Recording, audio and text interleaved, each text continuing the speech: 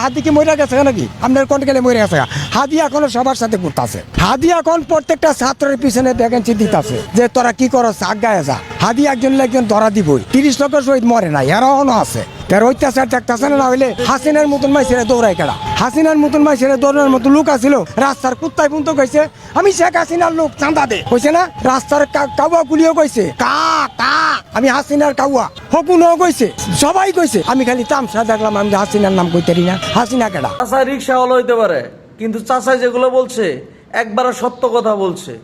বাংলাদেশে কয়জন মানুষ আছে এরকম সত্য কথা বলে? চাচার কথাটি আমার সেইবার লাগছে, চাচার প্রতি আমার সেলুট। সত্য কথা দাদা কইতে হইব এই দেশে, আর সত্য কথা যারা না বলতে পারে তারা হচ্ছে কাপুরুষ, আর যারা সত্য কথা বলে তাদেরকে যারা সাপোর্ট না করে এরা হচ্ছে বড় কাপুরুষ। আপনি কি বলেন ভাই? সত্যের প্রদীপ জ্বলবে ইনশাল্লাহ।